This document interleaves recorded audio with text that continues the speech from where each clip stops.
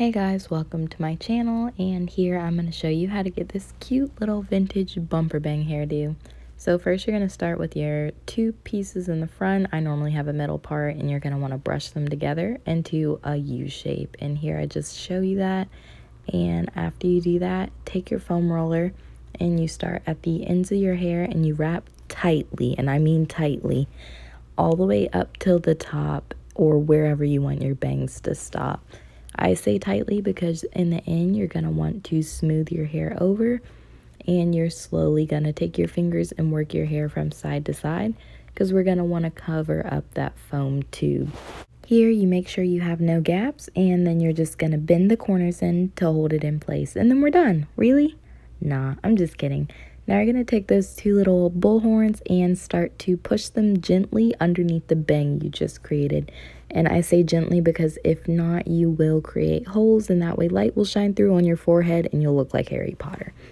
So now you are ready to go on your date looking like you fell out of the 40s, completely undone with your hair.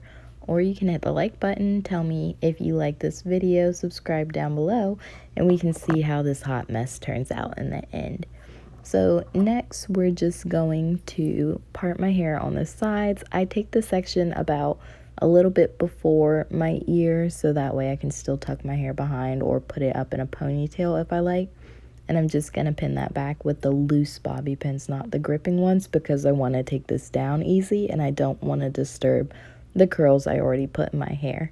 So you definitely don't have to do this part. The hair does look cute down. Just make sure you pin the hair back if you don't put a headband on. However, I personally like it. It gives it something to look at. So I went ahead for this video and for the day.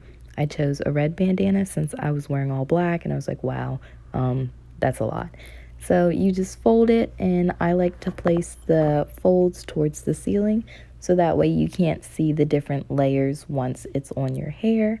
And you're just gonna go ahead, slide that underneath all of your hair and tie it once. I didn't knot it just because I didn't want it to look bulky, and the bandana was brand new, so it was kind of super stiff. Personally, I like that the bandana was kind of stiff because that way I was able to just tie it once without needing a knot, so it tied down on the bulkiness of the hairdo. And it also went and grabbed some of the hairs off the foam roller and placed it behind, so that way if you were on my profile you couldn't see that, oh hey, this chick has like a foam tube in her hair. And here you do have another stopping point. You can wear the hair half up, half down if you choose. However, I wanted it to be all the way down to frame my big head. So I just went ahead and took out the bobby pins. And here you can just see that overall the look is very rockabilly 1940s. For the hair that I used, it's a wig I found on Amazon. It's Brazilian human hair, and it was only $90 for 18 inches. So if you're interested, I definitely will link that below. And here's just me being silly, showing you that you can wear the hair up or down. It is a 360. So one more thing that you can do just to give this a little more authenticity is take the top sections of your hair and back comb them ever so slightly. You just do this to give your hair a little more volume. It helps bring the attention from your face and more onto your hair. And I mean, this is the whole reason I did it. It's a 1940s hairstyle. Nobody does this. And I just think it's really cute to try new things with your hair. So again, if you did like it, please make sure to like and comment down below. And I'll see you guys later.